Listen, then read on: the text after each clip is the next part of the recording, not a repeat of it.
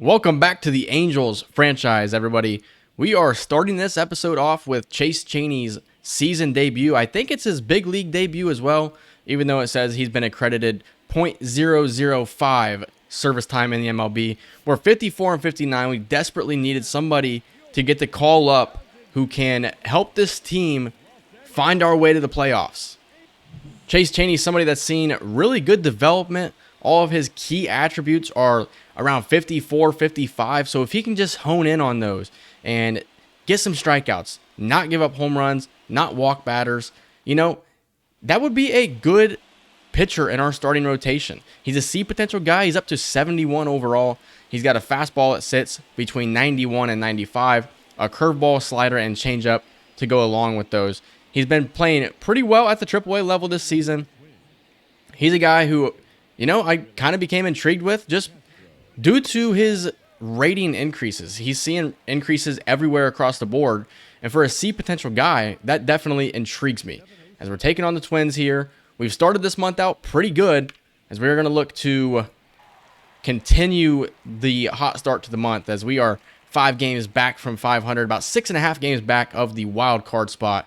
Hoping to make the playoffs here in Season 2 as Chase Cheney will get his first out on a mound. Here's Connor Joe, a Mr. Hurricane legend, as he was acquired in 2024 here for the Twins, batting second.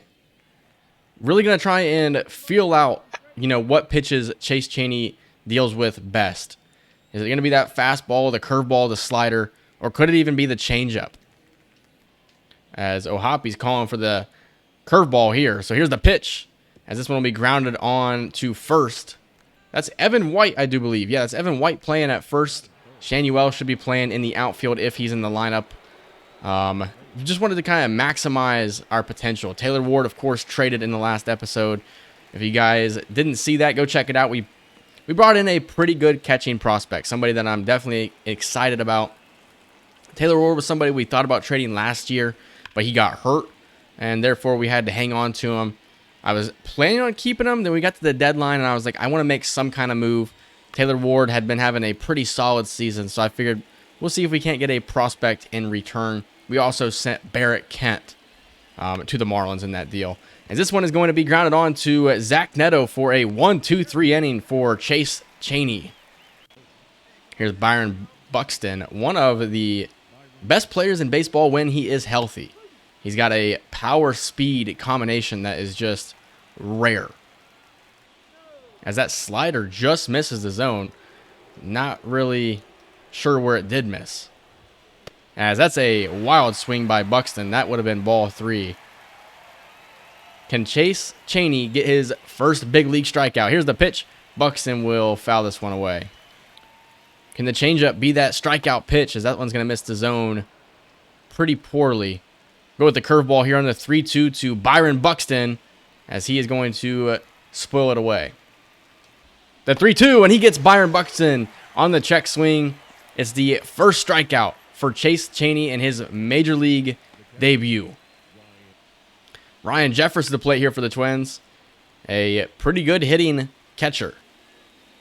The 0-2 count to Jeffers, as that curveball is going to miss. If you want to get him to swing and miss on the curveball, you have to make it at least a competitive pitch, as that one misses over the heart of the plate, and it's ripped foul. Here's the 1-2 to Jeffers, and it's in there for strike 3. Jeffers frozen at the plate. Nolan Jones playing for the Twins.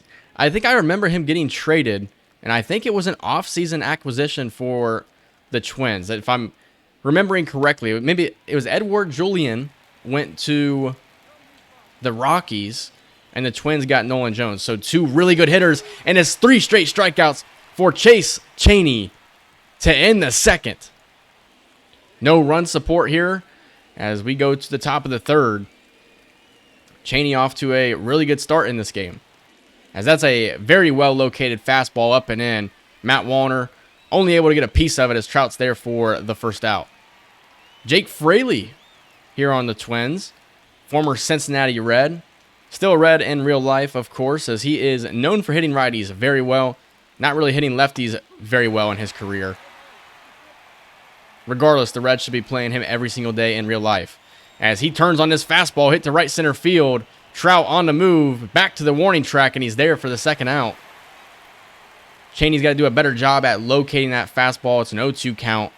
You throw it up and in, really in the wheelhouse of Jake Fraley. CJ Cron here for the Twins. He was acquired in free agency, and he's quickly down 0-2 as Chase Cheney's looking for his 4th strikeout of the game. Here's the 0-2, the curveball, spoiled away by Cron. Of course, CJ Cron was somebody that I signed in my Reds franchise a year ago. Of course, I didn't actually end that series, unfortunately, but CJ Cron was somebody that I have played a little bit with. As he hits this one to right field, this one's very well hit, as it's going to be a ground rule double, and it's the first hit of the game for the Minnesota Twins. That's just bad luck right there. There's really nothing that you could do about that. Moniak took a bad angle, but he's not going to get there in time anyway. The slider on the outside corner. That's just very good hitting by CJ Cron. Willie Castro up here for the Twins, as it's going to go to 1-1. As Castro is going to turn on that one, hit it foul. It's a tough pitch to hit right there. There's a very unlikely chance that he's going to be able to turn on that. The 2-2 to Castro as he stays alive as he fouls away the changeup. Here's the pitch, and it's going to miss the zone. The count will go full. Connor Joe on deck for the Twins. Here's the pitch as it just misses, apparently. That one right there was on the black. That one should have been strike 3 in my opinion. The umpire's really not giving us anything at the plate at the moment, as here is Cheney facing Joe. Here's the 0-2 to Connor Joe, as this one's going to be fouled into foul territory, or hit into foul territory, and Evan White is there for the 3rd out. A little bit of a hiccup for Chase Cheney in that inning, gave up a ground rule double and walked a batter, but he is through 3 nonetheless. As Luis Rengifo hit a 3 RBI home run, he's continuing to develop that power. We signed him to a 3-year extension in the last episode, and I'm pretty excited about that. He was going to be a free agent after this season, and we locked him up for 3 more years for very low money. I think he is a mainstay. He's got a lot of position flexibility. He's the perfect guy to have in the lineup, as that is a strike 10 out of 10 times. This umpire is blind, as now we're behind in the count. Here's the 2-2 to Correa. He's going to ground this one on to 3rd. It's Rendon back in the lineup now, as he's going to throw this one on to White for the 1st out. I guess we should talk about Chase Cheney's attributes here. 72 stamina is not really that bad. Home run per 9 and K per 9 above 55. The walks per 9 a little bit lower. But overall, his ratings are in a really good spot. They are all about average, about where you'd want them. You know, those are attributes that are good enough to be in a big league rotation. You just got to get, lucky with them. You'd like for them to be more in the 60s, but overall, Chase Cheney brings a pretty good skill set to the table, and that's why we're giving him the opportunity here. As he's quickly up 0-2 on Buxton as he swings and misses at the changeup. I think it's time to go right back to it. Here's the 0-2. It's a very competitive pitch there. Buxton, an experienced hitter, lays off. Here is the 2-2. Buxton working his way back into the count as he stays alive as he fouls away the curveball. The 2-2 misses the zone. 3-2 is the count. We've seen a lot of pitches for Cheney here in this game. Here's the 3-2 to Buxton as he stays alive. We'll do it again. Here's the pitch. Buxton's going to hit this one to left center field.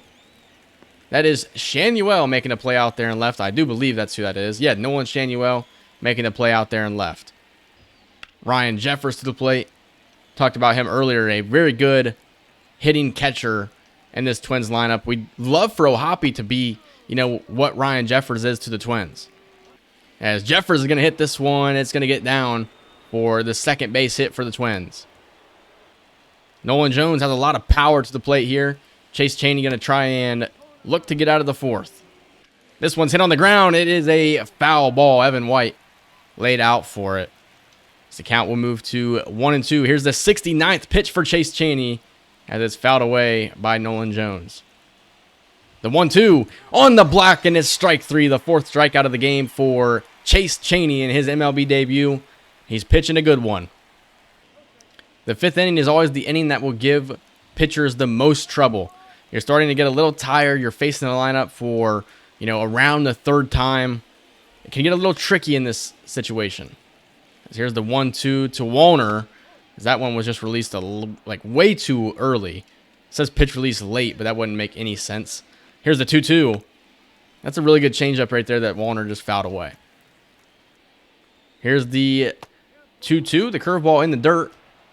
As we'll go to 3-2. Can Cheney get Wallner out here? Here's the changeup, fouled away. That's a changeup right down the middle as well, so got to make sure you're not putting that there very often. Here's the 3-2 as he will walk Wallner. That's his second batter he's walked in today's game. As Jake Fraley's up to the plate, would love to turn 2 here. Here's the first pitch of the AB, and we might have just done it as Zach Neto is going to allow this one to hit off his glove. Runner will advance, and now we have runners on first and second with nobody out. That will be ruled a base hit, even though I don't think it should be. 2 runners on with nobody out. How does Chase Cheney respond here as he's starting to get a little tired here in the 5th inning? Here's the 0-2 to CJ Cron. As I don't know how you make contact on that right there. That one's a foot off the plate, and somehow he spoils it away to stay alive. And now the 0-2 is grounded on to Neto under Rengifo to White for a double play. The defense helping out Chase Cheney here in the 5th. I don't think we're going to see Cheney come out for the 6th inning just due to his pitch count and his energy. I would love to see it. We're probably not going to, but Evan White makes the play. That's 5 scoreless innings for Chase Cheney. 3 hits allowed, and he walked 2 batters. We'll see if they give him the 6th. They are going to give him the 6th inning. As Connor Joe will fly this one out to shallow center. Trout on the move for the first out. It's a quick first out here in the 6th inning. As Carlos Correa stands in. I mean, you're facing the heart of the lineup here in the 6th for the 3rd time in today's game. If I was managing the full game, I'd probably opt to take Chase Cheney out of the game after that 5th inning. Here's the 2-1 to Correa as he watches it drop in for the 2nd strike. Here's the 2-2 to Correa. This changeup's grounded on to Rengifo. He's not there to make the play as he lays out for it and misses it. Pitcher is getting tired, most definitely. As Buxton could have crushed that one right there. That's back-to-back curveballs that just missed the zone poorly. We go back to the curveball. That one is a much better pitch. O'Hoppe wants us to go back to it again. That's the 4th straight curveball. We'll switch it up with a fastball up and in. Here's the pitch. Strike 3 as Chase Cheney will send Buxton to the bench looking. That's his 5th K of the game. He went curveball, curveball, curveball, a 4th curveball that missed, and then we went fastball up and in that just froze Buxton. Those first 2 curveballs were lucky that they weren't killed. Here's Ryan Jeffers to the plate here. Can we get one more out? It would be 6 scoreless if we're able to get Jeffers out here as Chase Cheney nears 100 pitches. Here is the 100th pitch of the game for Cheney. It's grounded on to Neto. Can he make the play? This is going to be a tough one. He has no shot as Jeffers will reach. That is going to be an infield single, the 2nd one of the day. As Ron Washington will now come out and take Cheney out of the game. That's an excellent outing. 5 2/3. He has 2 guys on base that he is responsible for, so he could end up finishing with 2 earned. But overall, a very good outing for Chase Cheney. And it's Chase Silseth coming on to relieve him here, as he was a starter. Wasn't doing too hot and was moved to the bullpen, as the Twins will win because somebody blew the lead. So Chase Cheney with 5 2/3 scoreless, 5 strikeouts, 4 hits allowed, and then Chase Silseth comes in the whatever inning that would have been the 7th and allows 5 earned. I think it's time to see him go down to AAA. He's just not playing well. Caleb Ferguson did decent. Robert Stevenson takes the loss for whatever reason. Must have been a extra innings game as Rengifo hit the home run. That is frustrating. Yeah, it was an extra innings game. So Robert Stevenson takes the loss, but I mean, I don't really count that. When you allow 5 runs in the 7th, that's who I would give the loss to. Chase Silseth has been struggling. He has all of his minor league options left. He's somehow 9-6 on the season.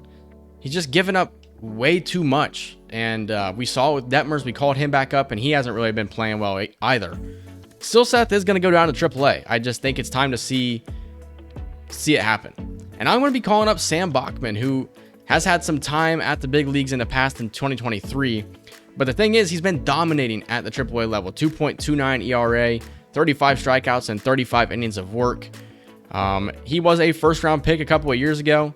He's not on the 40-man, so we're going to go ahead and add him to the 40-man, and we are going to promote him to the bigs to get some innings out of the bullpen. So an unfortunate loss in the series opener versus the Twins, as we're going to go and win the second game 3-2. Pretty good pitching day. Shanuel goes 3 for 4 on the day. 2 hits for Mike Trout as well, as Ahmed Rosario homered. And then John Means goes 7 innings of work for 2 earned, 5 strikeouts. Caleb Ferguson and Andrew Wantz shut it down in the 8th and 9th. As Patrick Sandoval is on the mound against Pablo Lopez, as Sandoval continues to have a very rough season. Ohapi and Adele with 2 hits apiece, and Sandoval allows 5 earned.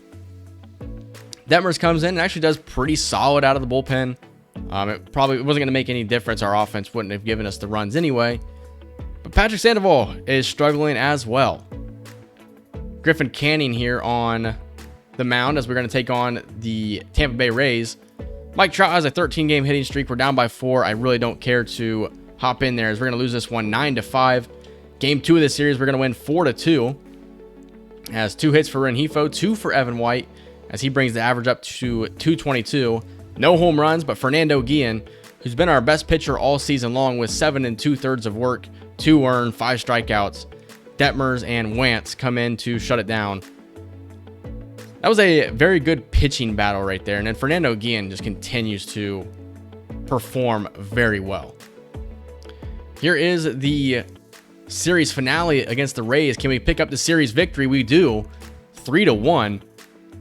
Not a whole lot of offense. Patrick Wisdom with a home run in today's game. Chase Chaney, though, with another excellent outing. 7 strikeouts, 5 2/3. And Reed Detmer's doing really good out of the bullpen at the moment. Tanner Scott gets the hold, and Andrew Wantz picks up save number 30, as he's gotten a little hot here towards the end of the season. Looking at Chase Silseth down at the AAA level, he has 2 starts under his belt, as his ERA is at 6.48, the whip at 1.92. So he's off to a rough start. I think his biggest thing is the home run per 9 and the walks per 9. When we look at his numbers here in 2025, he is walking a lot of batters. That's where he's really struggled. He's not getting any strikeouts, and he's given up about the same amount of home runs as he did a year ago, but he's just walking more batters this season. Something that I really haven't done is get a player lock game with Sean Skinner. He's played pretty well at the AA level. Well, more than pretty well. 298 average, 400 on base for an 822 OPS, 3.8 WAR on the season. He's been really good. Still seeing that contact versus lefties go down too. But other than that, we're seeing power increase, contact against righty increase. Really liking the way he has performed. Let's get a player lock game with Sean Skinner.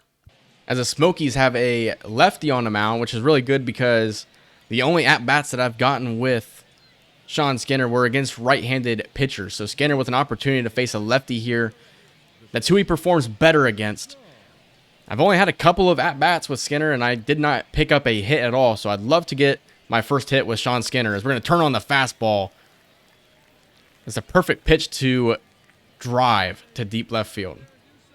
It's a pretty cool stadium. He's got the castle out in left field, as we are going to try and definitely hit a home run off of it here.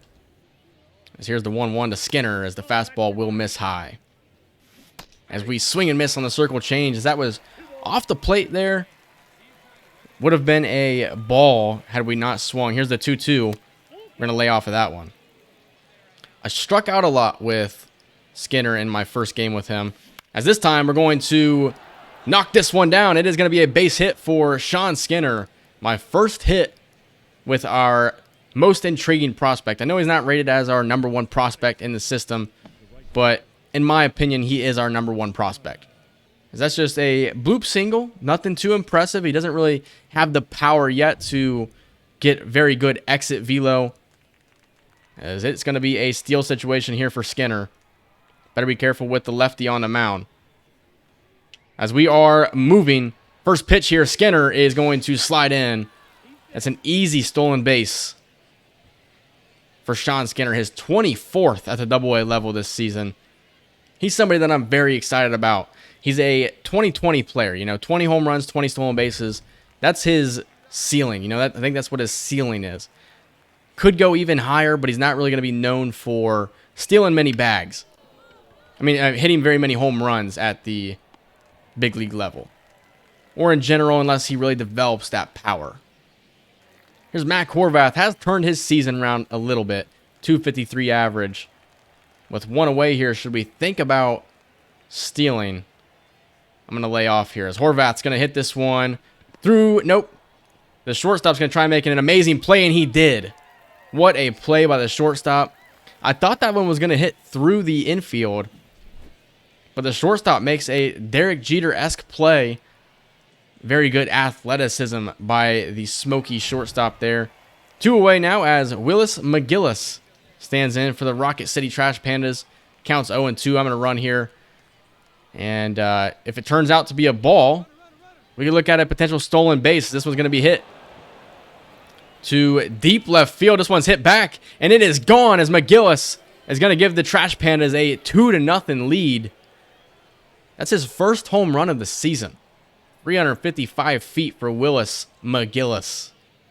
We'll get to play with Skinner here in the outfield. 2-2 count as Guillermo Avalos is on the mound. Somebody that I think can eventually be a pretty good starter for us. B potential, I think he's sitting at about 64 overall at the moment. He's only 18 years old, so by the time he's 20 years old, I think Guillermo Avalos could definitely be making an impact on the big league roster.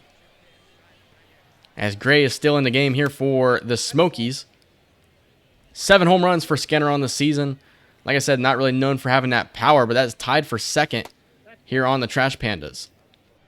Good hitters count here, 2-0, as that one will miss as well. 3-0 count upcoming. I'm giving Skinner the green light. Here's the 3-0, as this one's going to be hit to the left center field gap. This one is going to get down. This is going to be a tough play here to get Skinner. It's going to be a double for Sean Skinner. 2-for-2 day, 19th double of the season. As Nelson Reyes stands in here for the Trash Pandas. I was thinking about stealing again. Chose not to, as Reyes is going to strike out for the first out. Horvath hits this one on the ground, as we are going to stay put at third. I thought about being risky and trying to get home. We're going to stay put. Skinner's an exciting prospect, but we're going to give him an opportunity to listen to his coaches here at AA. Here's the 1-2 to McGillis as he's going to swing and miss. That will end the top of the third. 4-0 to score now. Teodosio with a 2 RBI home run to give us a 4-0 lead. Skinner standing in. Gray still on the mound here for the Smokies. The 1-0 to Skinner as he swings through the fastball. Good swing timing and everything. I don't know how he missed that. Unfortunately, he did. Here's the 1-1. Skinner's going to foul away the curveball. Down in the count, 1-2. And you could opt to go contact here, to put that 75 contact versus lefties into play. We're going to choose not to, as this one's going to be the third base hit for Sean Skinner. It's only the 4th inning, folks. He could be working on a 5-for-5 day. Here's the 0-2. Reyes is going to hit this one in the air to left. The left fielder is camping underneath of it for the final out. New pitcher in the game. It is a righty now, so something that Sean Skinner is not as good against. But he's working on a 3-for-3 day. This one right here might drop for the 4th hit, and it is. It's a 4-for-4 day for Sean Skinner. He really could get a 5-for-5 performance. After this performance right here, it might be time to call a man up to AAA yet again. It'd be his second call up, as in his first time at the AAA level, he didn't really perform that well. But he's really starting to dominate at AA. As Avalos is working on a shutout here in the bottom of the 7th. 71 pitches in. As he's going to give up the base knock here to the number 3 hitter. Top of the 9th, Sean Skinner with an opportunity to go 5-for-5. Righty on the mound here for the Smokies. As Skinner is going to turn on the fastball. This one is going to be caught in center field. Sean Skinner will end the day 4-for-5. I definitely thought that one was going to drop and be a 5th hit. But that's an impressive outing for Sean Skinner there. So somebody that I'm definitely excited about. That's our first true look at what his potential could be. And every single one of his hits were pretty much in the same exact spot. He saw a total of 16 pitches, as we're going to look at. And the crazy thing is, his second and third hits were pitches that were out of the zone. And he was able to hit those and get some base hits. Unfortunately, 3 of his hits were only 60 to 79 miles per hour off the bat. One of them was 80 to 99 off the bat. That was the double that he hit. None over 100, of course. He's still got a lot to improve upon, especially that exit velo. But that will come when he develops his power. As we're going to continue to simulate here as we're taking on the Miami Marlins, a team who we traded Taylor Ward to. We win the first game of the series, 2 hits for Trout. Chaparro, Diaz, and Rendon all with 2 hits. And Anthony Rendon's 2 hits were home runs. John Means with a very solid outing. 6 innings, 2 earned, and it's Caleb Ferguson, Tanner Scott, and Andrew Wantz shutting it down. That's pretty much the 3-headed monster out of the bullpen. And it's been that way pretty much all season long. You got Robert Stevenson and Ben Joyce. They'll see innings. Robert Stevenson sees the most innings. Sam Bachman still has not gotten an opportunity. And Reed Detmers, we're going to keep him there because he's actually done pretty well in his role as a long relief guy. Jimmy Herget doing pretty well at the same time. Chase Silseth has not gotten that 3rd start yet, so we're still waiting on him to see what kind of day he'll have. Guillermo Avalos, maybe in the next episode, would be somebody that I'd love to get a player lock game in with. We're seeing the walks per 9 go up. When those are all above 50 with the home runs per 9 as well, I think he'll definitely start to perform even better. 123 strikeouts. When you're looking at the per 9s, you actually can't see, but that's probably good for like a 7 Ks per 9, which is pretty solid. Somebody that I've been keeping a close eye on at the AAA level is Kyron Paris. He's batting .220. He was originally on the big league roster to start the season out, played 30 games, which is what he did last year as well. And he was performing a little bit better, but that average was below 200 through 30 games, and it was just time to send him down. He's done nothing to warrant the call up back to the big leagues. We've seen a power increase against lefties, so up to 62. I think he's somebody that I really like.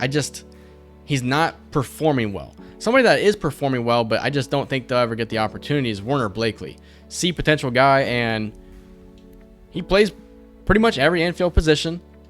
He's batting .284 with 8 home runs on the season, a .775 OPS. Just a couple of guys to keep your eye on. And I was looking through this here, thinking about, is there anybody else that I want to give deals to at the moment? And I'm going to go on a limb and say no. Griffin Cannon's the one guy that's got the expiring contract upcoming. I think we can get him back. Just to look at it, what would he be looking at? He'd be looking to make about 10.9 per year. And if you wanted to lock him up for a little bit longer, that number would go down. But I'd only be willing to give him like a 4-year deal to begin with. 10.9 per year seems a little bit high.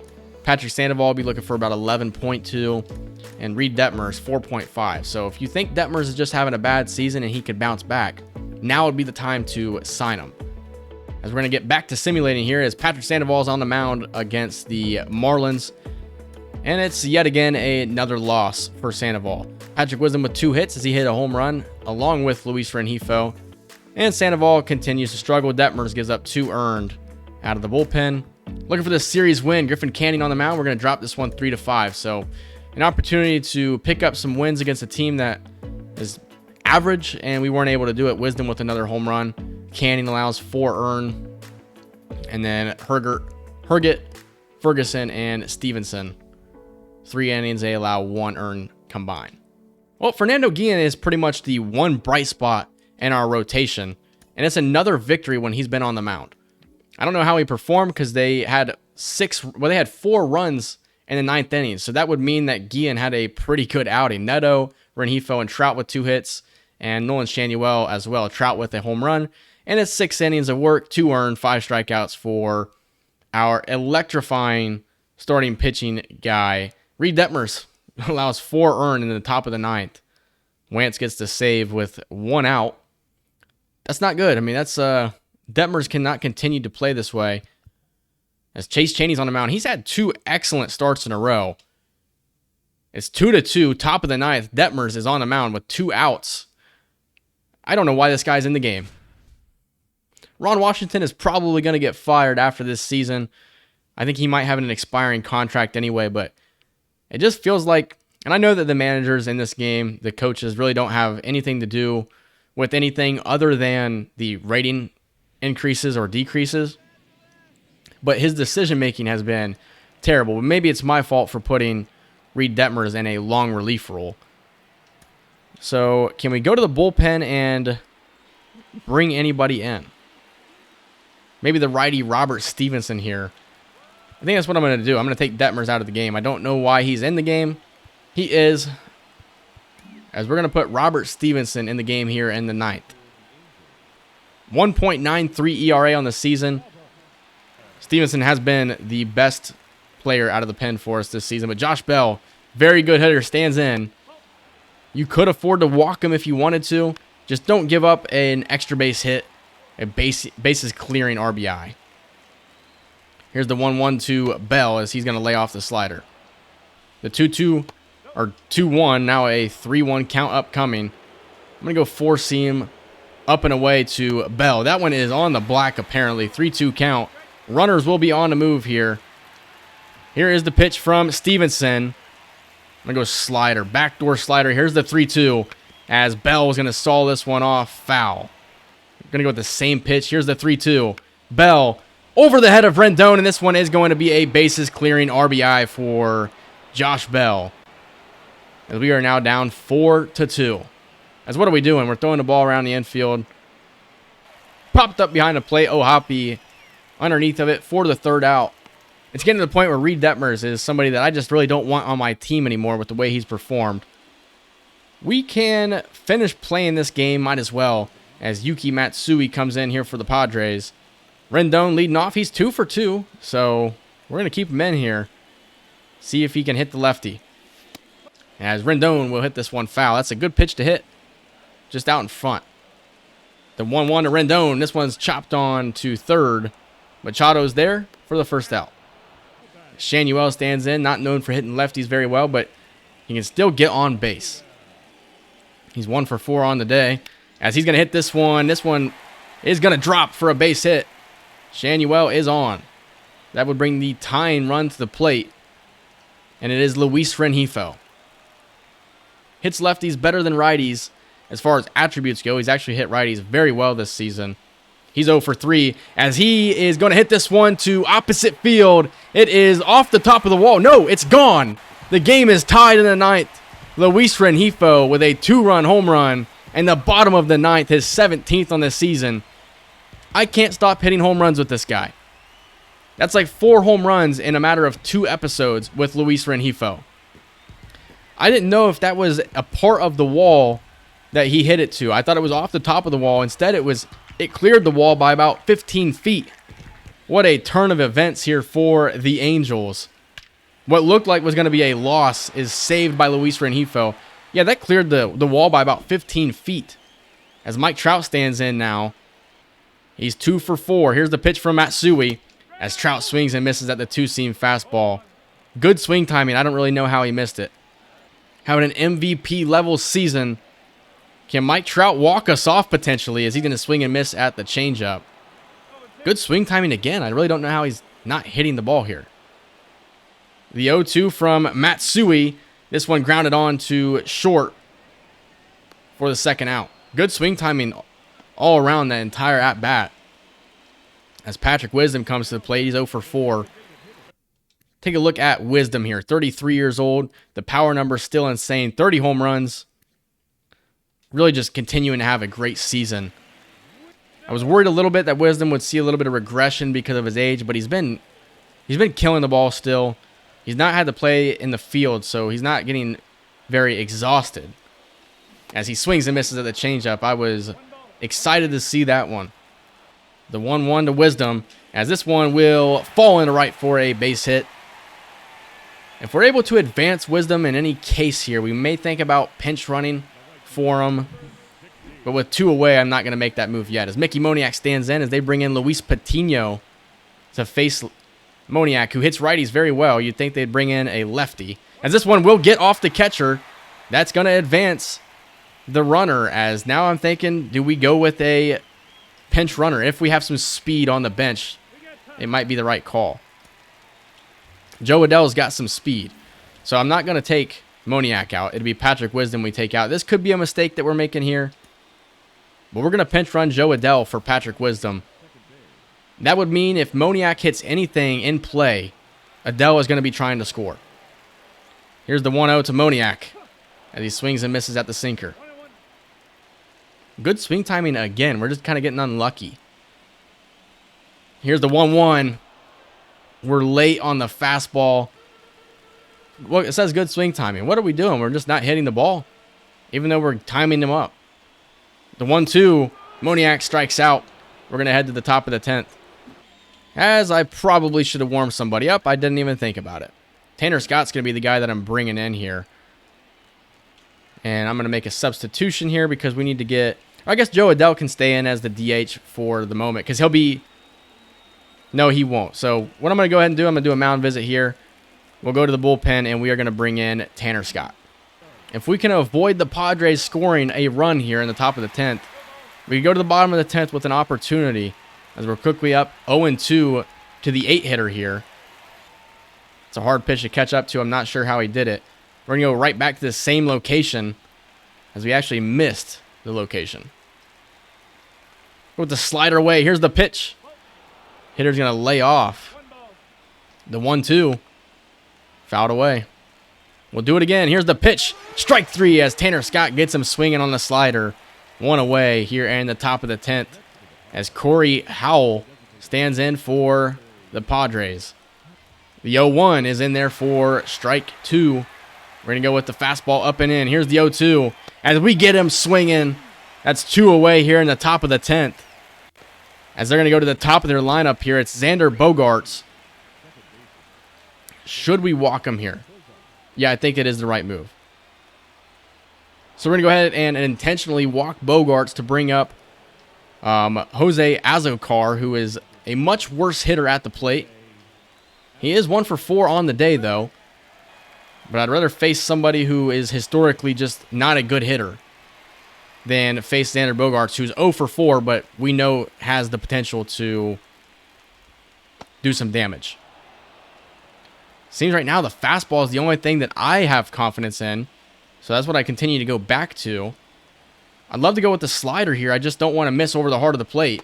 And we almost did. Azocar will go down swinging. Tanner Scott with 3 strikeouts in the 10th inning. We have an opportunity in the bottom half of the 10th to walk it off. As it's Zach Neto at the plate here. Moniak is on second. Do we think about trying to bunt Moniak over? No, that's not what we're going to do. I mean, it's hard because you want to every single time. And Neto does not have very good clutch or power against righties in this situation. So maybe we should have, as now we're swinging at nonsense. Here's the 0-2. Neto lays off the fastball as it was nearly in the zone. Counts 2-2. Here's the pitch to Neto as he's going to whiff on the slider. He looked like Javi Baez swinging there. And it's going to be Andres Chaparro standing in. I don't know if he's somebody that I want. Well, we don't have anybody else. We have Ahmed Rosario, and that's it. So it is going to be Andres Chaparro. He's got a 244 average on the season. Can he save the day? He's going to chop this one. It is going to be a fair ball. The runner will advance to third, but now we are in much need of a base hit by Logan O'Hoppe. If he can get a base hit here, we'll win the game. Here is the first pitch to O'Hoppe as it's low and in for ball 1. There for a second, I thought that one was going to be a wild pitch. And even then, I don't think I would have sent Moniak home. Here's the 2-0 to O'Hoppe as we're going to swing and miss at the 4-seam. Should have been ball 3, but that's a hard pitch to lay off of. The 2-1 to O'Hoppe. Fouled away. Count goes to 2-2. Anthony Rendon on deck here for the Angels. Here's the 2-2. O'Hoppe stays alive. We'll do the 2-2 again. And O'Hoppe will foul it away again. Full count now upcoming to O'Hoppe as he watched the fastball in for ball 3 as he's going to stay alive. Competitive at-bat here for Logan O'Hoppe. He's seen nothing but fastballs, and he saw a sinker as well. My batteries are low on my controller. It's an intense situation. O'Hoppe swings and misses at the sinker. We're going to the 11th. And now I'm a little bit afraid to keep Tanner Scott in the game here. You have Andrew Wantz, who you could try and bring in, but he's actually a little exhausted. So I think Caleb Ferguson would be the guy that I would choose to get up and moving.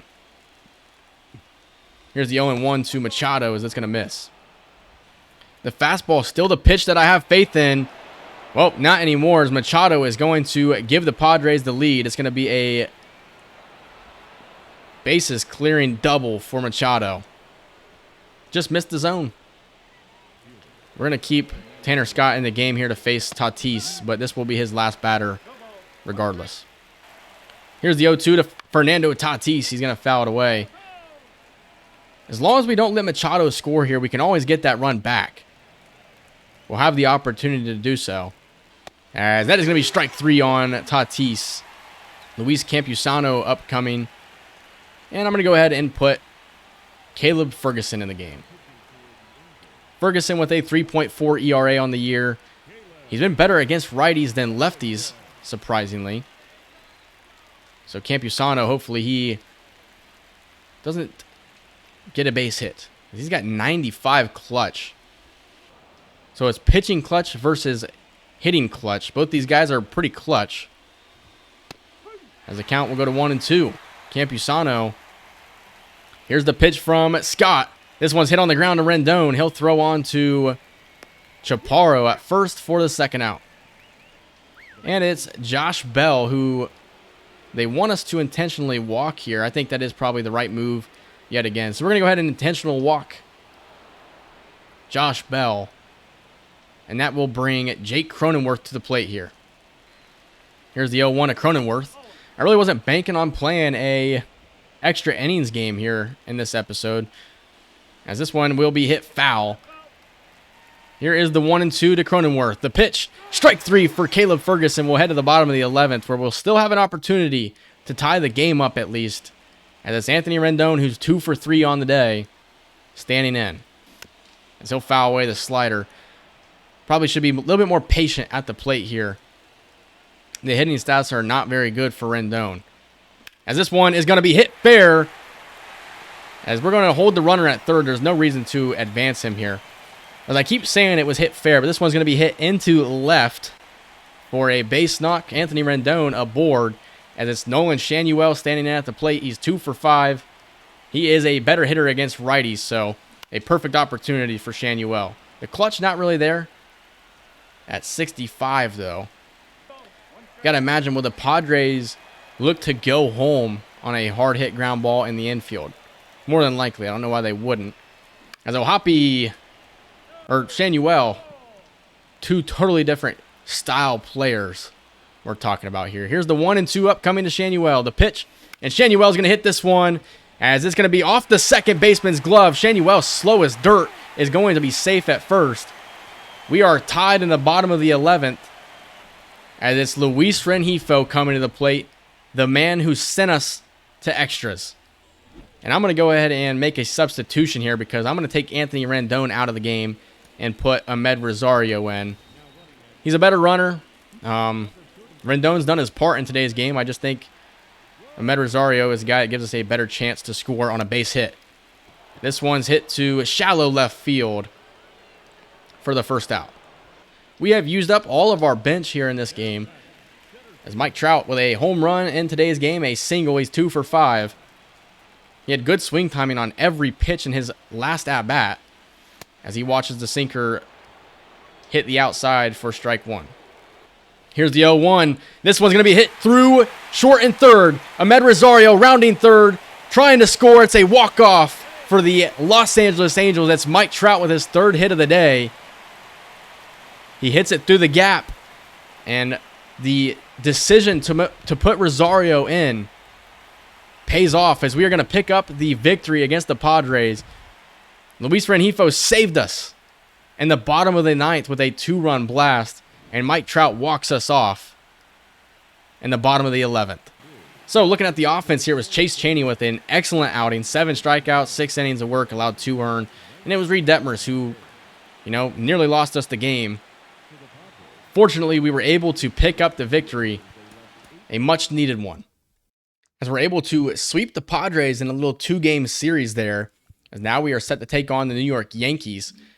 This month, this schedule has not been kind to us, especially in this month. We are playing teams that are all right around 500 or above 500. So it's been a challenging month of baseball, as that's our third victory in a row. 2 hits for Neto, White, and O'Hoppe. It's the bottom of our lineup coming in clutch here as Evan White hits his first home run. His average is at a 227 at the moment as John Means gives us an excellent outing. Ben Joyce gives us 2 innings, gives up an earned run. As Patrick Sandoval on the mound again. You know what? We have some time here. I'm going to get a player lock game in with Patrick Sandoval. As Shanuel's average is back up to 280. This guy, his average fluctuates like crazy. It's down to 220, and then 2 months later, it's up to 280. And heck, by the end of the season, we might see his average hit 300. As Sandoval has just pitched very poorly all season. He's got a record of 5-10, which really doesn't matter. But a 5.17 ERA, a 1.44 whip, 114 strikeouts. I think his problem this season has been the home runs that he's given up. As we are 5 back in the wild card, we can still make a push. That's the goal. That's ultimately the goal. We're 61-64 on the season. If nothing else, I think we have played competitive baseball. We've been a team that's been hot and cold all season long. Our pitching has been the part of it that's just really not been able to figure it out. Our offense has had 2 very elite level performance players in Patrick Wisdom and Mike Trout. I mean, these guys were all-stars. They've just been playing so well. Then you got these next level guys like Nolan Shanuel, who's just been an on-base machine all season long. Luis Rengifo, who's just really dominant. He's a very fun player. He's probably my favorite player to hit with on this roster. I mean, you got Mike Trout and Patrick Wisdom I love hitting with as well. But this team has been fun. I like the way that the lineup is constructed. Obviously, you got guys like Anthony Rendon that probably don't need to be in there. But you got some young, exciting guys on the bench like Andres Chaparro. Evan White, not really young, but somebody who has some pretty good potential. But then you get guys called up like Fernando Guillen and Chase Chaney, who have been playing so well in the rotation, that this team could be really fun if they're able to make it to the playoffs here in year 2. If not, I think we have a team that can definitely compete next season with just a couple of additions in the offseason. As Sandoval gets a strikeout there, he's only thrown 10 pitches, and he's got 4 outs already as Anthony Rizzo stands in here for the Yankees. Not really the hitter he used to be. Still a really good hitter, though. As Rizzo is going to hit this one to right field. It's one back to the track, as Moniak's there for the second out of the second inning. Here's the 0-2 to Eddie Rosario, as it's going to miss on the inside, as Patrick Sandoval has been making quick work of this Yankees lineup so far. Here's the 1-2. Rosario lays off, as the count will go to 2-2. Here's the pitch. Rosario fouls it away. This is the first batter that's really made Sandoval work for the out.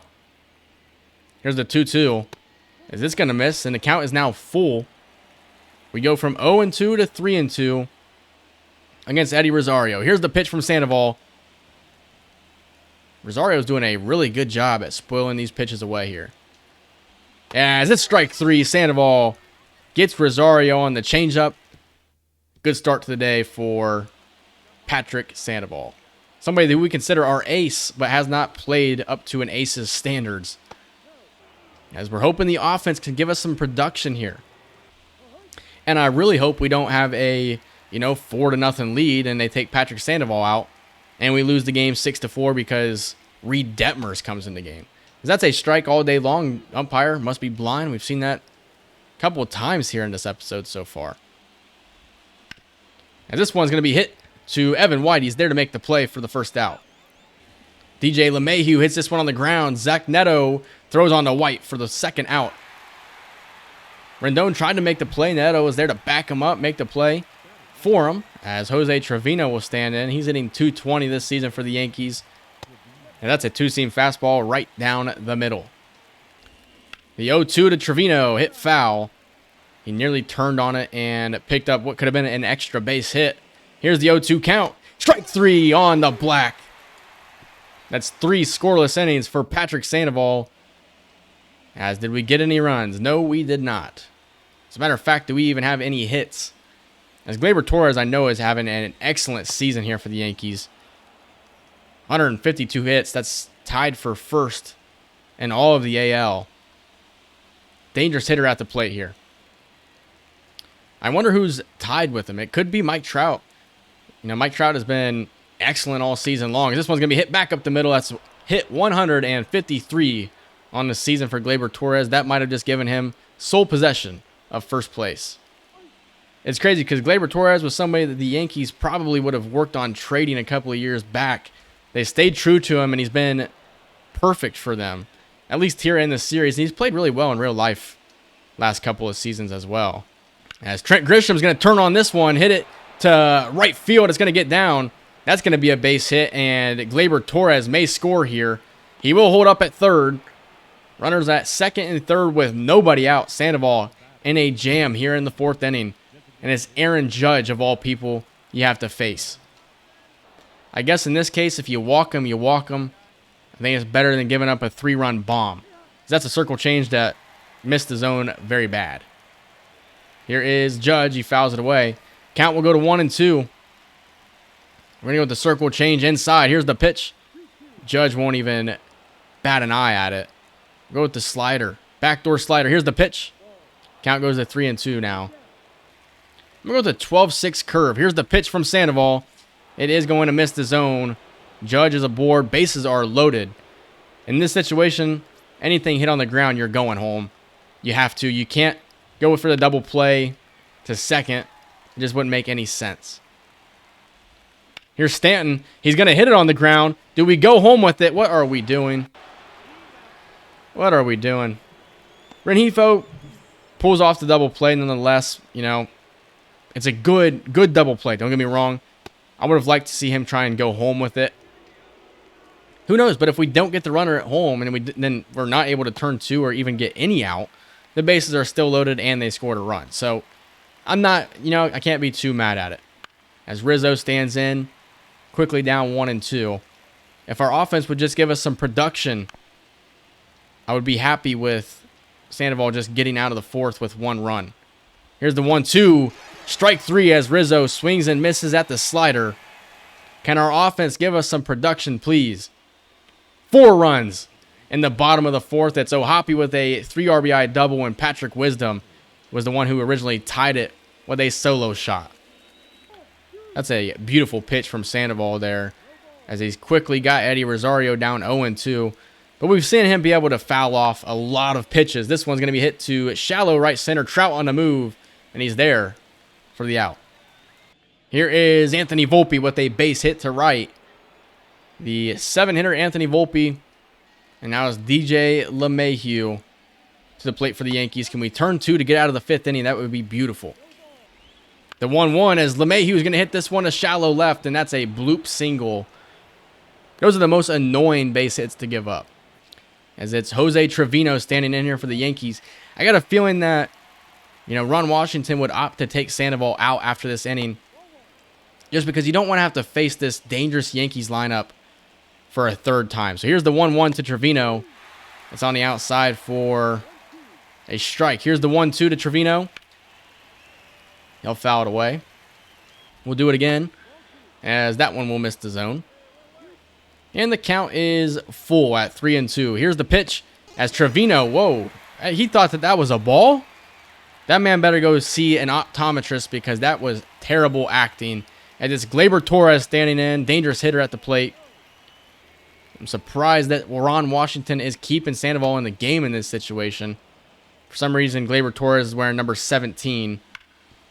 MLB the Show drives me nuts with that, is if you sign a player that has a higher overall, he'll take the number. It drives me nuts. As we're going to see Sandoval get the 6th inning here. Only 71 pitches, so I don't blame Washington for keeping him in the game. It just feels like, having to face Giancarlo Stanton, Aaron Judge again for the 3rd time is a little scary. As Grisham's going to hit this one over the head of Rendon. He has no athleticism at all. It's a base knock for the Yankees. As it's Aaron Judge standing in for the Yankees, a dangerous hitter. He's 0 for 1, as he's going to crush this one to deep left center field. It's gone. That's why you don't keep somebody in who's faced the lineup for the third time. And then he's staying in the game. Ron Washington is keeping him in the game against another dangerous hitter. Zach Noto is going to make the play to get Stanton out. It just drives me nuts because I think that Ron Washington is not the guy that is going to manage this team to a playoff berth. As we're going to have to try and get over to first. We're not going to have to cover. Evan White's there to make the play. As it's Eddie Rosario standing in for the third time. If we can get him out here, and go 6 innings, allowing only 3. If our offense can give us a little bit more support, some insurance runs, I'd be happy with this outing, as I think I just missed this slider over the heart of the plate. Here's the pitch. It was a great pitch.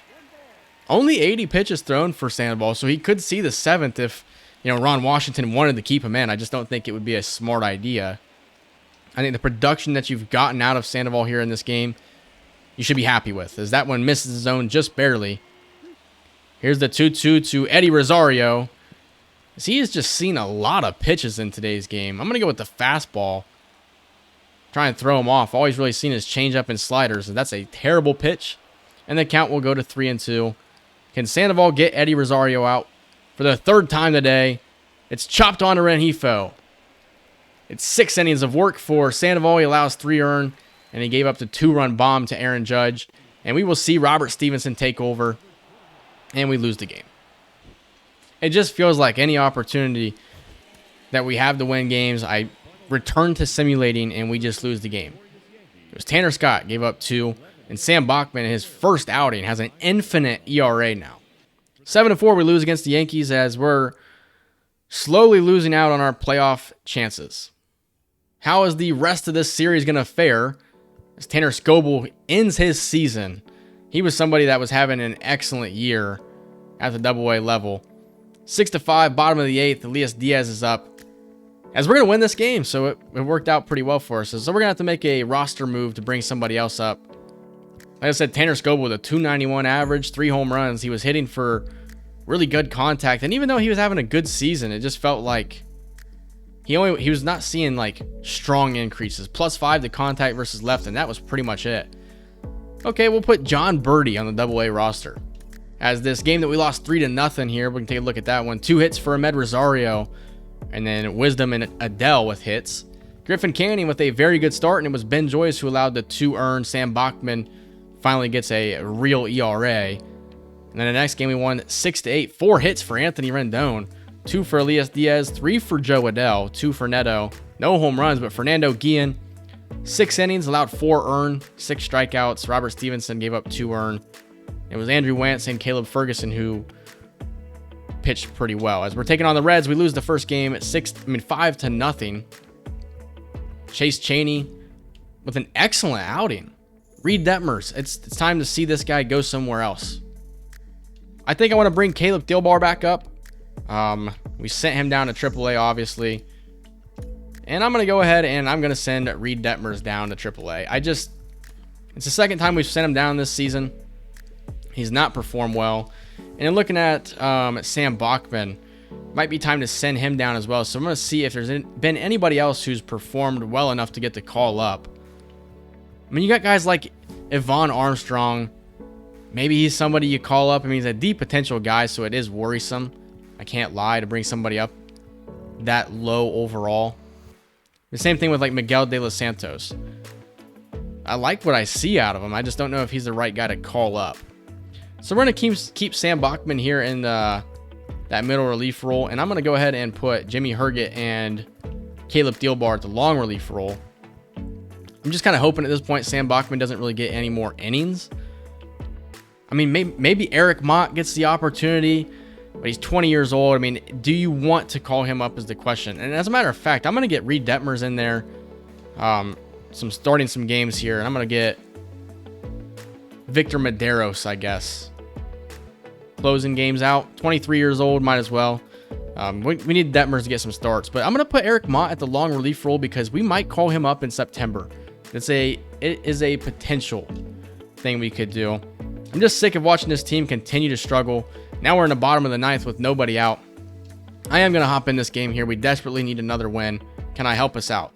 25th in runs allowed. Now the ERA is at 27th. Our offense has been like middle of the pack all season long. We're really not stealing any bases though. Patrick Wisdom facing Alexis Diaz, somebody who's been terrible in real life. Here's the 0-1. That one right there was a perfect pitch. 0-2, nobody out. You got Mike Trout on first. I'm running. Here's the pitch. It's off the plate, and Trout is into second safely.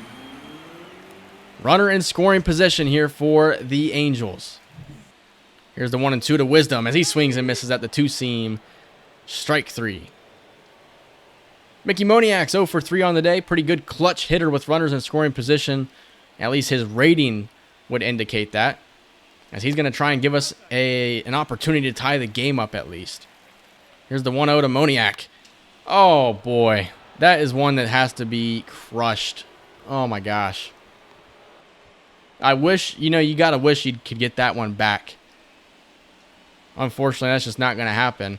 As Logan O'Hoppe stands in here, I think I want to see... Yeah, I guess we'll see O'Hoppe here. I mean, that's good swing timing from Moniak. If he would have just been a little bit more early on it, I think we would have had an opportunity. I don't know why I'm swinging at high fastballs like that. Here's the pitch. Oh, my gosh. 0-2 quickly. We're down to our final strike here in the bottom of the ninth. As I couldn't hold back. I don't know what it is. Alexis Diaz gets it done. Looking at the box score here, 3 hits is just not going to cut it. It's just not going to. John Means with a pretty good outing. Ben Joyce and Tanner Scott allowing runs to really lose us the game. Frustrating season this one has been. Year 1, I really wasn't too concerned with how we were performing. Here in year 2, I think we're a better team. And we've gotten these opportunities to make runs and potentially be a playoff team, and we just let it slip away. As Sandoval's back on the mound here. 5-0 we're losing. 2 hits for O'Hoppe, and Patrick Sandoval just can't figure it out. The Bees have 27 guys on their roster. Caleb Ketchup came back, I do believe. So I guess we can go ahead and send Christian Sepulveda down to Class A. No real reason to have him. Griffin Canning on the mound here, and we pick up the win 6-3. 2 hits for Moniak, 4 for 4, Zach Neto. Home runs for Rengifo and Neto. Griffin Canning with a good outing. And the bullpen helps out. As now it's 3-2, bottom of the 10th with 1 out. I am going to hop into this game just because I think it is an important part of the game. And an important part of the season, too. As the Cubs are a very good offensive team. Like I said, we're a middle-of-the-pack offensive team. 15th in home runs. You can't get more mid than that. As it's Christopher Morel. He's going to hit this one foul. Hit it hard, though. What a beautiful stadium here at Wrigley. Strike 2. Rode the cutter out. Here's the pitch from Andrew Wantz, as Morel is able to lay off. Go with the circle change here. Here's the 1-2 from Wantz. Chopped on to Neto. Throws on to Chaparro for the second out. Cody Bellinger. Kind of want to pitch around Bellinger, as that's not the definition of pitching around. That was a changeup that probably should have been crushed. So here's the 1-1. That's a better pitch. The 2-1. Bellinger is going to foul it away.